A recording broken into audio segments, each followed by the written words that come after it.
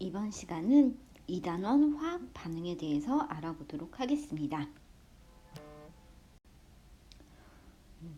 물질이 반응하면 두 가지의 변화를 겪게 돼요. 첫 번째는 물리 변화 혹은 화학 변화, 이렇게 두 가지로 반응을 나눌 수가 있는데요. 어떤 것이 물리 변화고 어떤 것이 화학 변화인지 알아보도록 하겠습니다. 우리가 너무 잘 알고 있는 물의 모습이에요. 추워지면 물이 얼음으로 변하고요. 날씨가 풀리면 다시 물이 되었다가 또 엄청 뜨거워지면 수증기가 되기도 하죠. 물은 얼음이 되었다가 물이 되었다가 또 수증기가 되기도 해요. 자, 하지만 이렇게 변한다고 해서 물이라는 성질이 바뀌는 건 아니죠. 물은 계속 물이라는 성질을 유지하고 있어요. 다만 고체가 됐는지 액체가 됐는지 기체가 됐는지 이런 상태만 바뀌는 것 뿐이잖아요. 우린 이런 거를 물리적 변화라고 이야기를 합니다. 가장 대표적인 물리 변화입니다. 물리 변화를 먼저 설명했는데, 바로 이런 물리 변화의 또 한 가지 모양은 바로 이렇게 젖은 옷이 마르는 거, 물이 수증기가 된 거죠. 이렇게 물리적 변화에서는요, 성질은 바뀌지가 않아요. 그래서 물은 물이고요. 설탕이 녹았다 해서 달죠. 그냥 먹어도 달고 물에 녹여도 달죠. 성질이 안 바뀌었죠. 이런 거는 다 물리 변화예요. 크기, 모양, 상태만 변하는 게 바로 물리적 변화예요. 그래서 뭐 큰 돌이 반으로 쪼개져서 작은 돌이 되었다 해서 이게 뭐 돌이 성질이 바뀌는 건 아니겠죠. 그냥 크기랑 모양만 바뀐 거겠죠. 이런 것도 다 물리적 변화에 속하게 됩니다. 그래서 물리적 변화는 조금 단순했어요. 그냥 크기나 모양이 변한 것들, 이런 걸 물리 변화라고 했다면, 화학적 변화는요, 반응을 하면 완전히 새로운 게 되는 겁니다. 예를 들어서 이렇게 철이 있는데요, 녹이 쓸죠. 녹이 쓰면 이 녹 쓴 거는 완전히 새로운 성질을 가지게 돼요. 초가 있죠. 양초가 막 타요. 그러면 산소가 완전히 다른 성질을 가지게 되죠. 양초를 태우기 위해서는 산소가 필요한데요.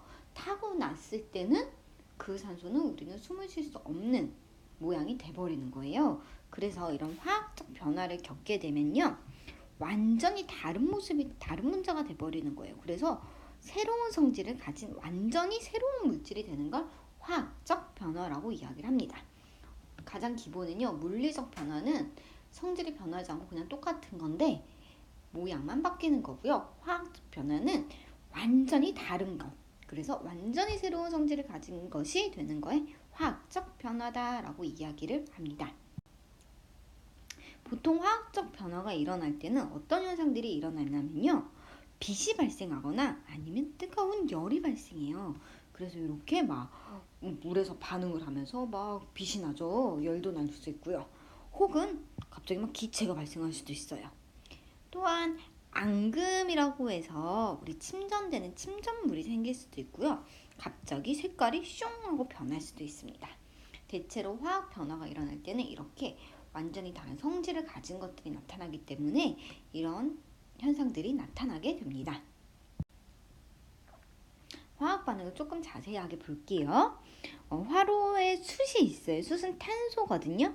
이 탄소를 넣고 불을 붙였어요. 그러면 탄소에다가 태운다는 거는 연소한다 라고 이야기를 할 수 있거든요. 그렇다는 거는 산소랑 탄소가 결합하는 거예요. 그래서 탄소랑 산소랑 결합해서 무엇이 만들어지냐면 이산화탄소라는 것이 만들어집니다. 조금 신기하죠? 분명히 탄소는 탄소고 산소는 산소죠. 근데 이산화탄소라는 완전히 새로운 물질이 만들어지는 거예요. 우린 이걸 바로 화학 반응이라고 하고요. 화학적 변화가 일어날 때는 바로 이런 화학 반응이 일어나게 됩니다. 그래서 이런 화학 반응은요, 두 가지 물질이 하나의 물질이 되거나 혹은 하나가 나눠져서 두 가지, 세 가지가 될 수도 있겠죠. 이렇게 여러 반응이 일어나는 것들을 화학 반응이라고 이야기를 합니다. 이런 화학 반응이 일어나면 우리는 식으로 쓸 수 있어요. 2학년 때 많이 써봤죠. 그래서 대표적인 거는 수소, 산소도 했더니 물이 되고요. 이런 거 많이 써봤죠. 자, 근데 한번 같이 해볼까요? 수소랑 산소가 되면 물이 되는 걸 한번 해봅시다. 자, 수소는 H2예요. 분자로 다니거든요.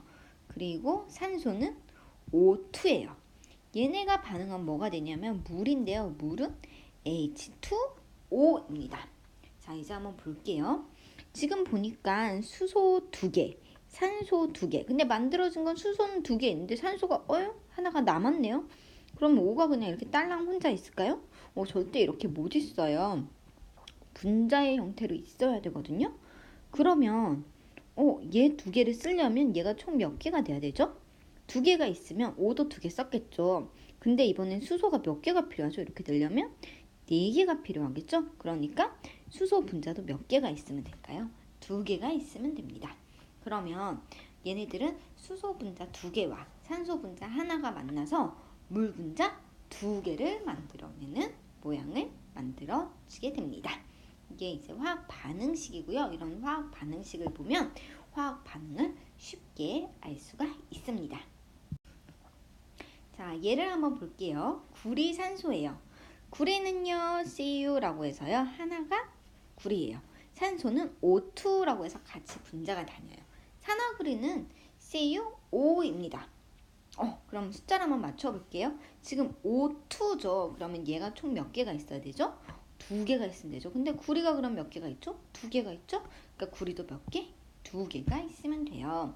숫자만 잘 맞춰주면 됩니다. 이게 바로 화학 반응입니다. 바로 개념 확인 문제를 한번 볼게요. 물질 변화에는 물질 고유의 성질이 변하지 않는 물리 변화가 있었고요.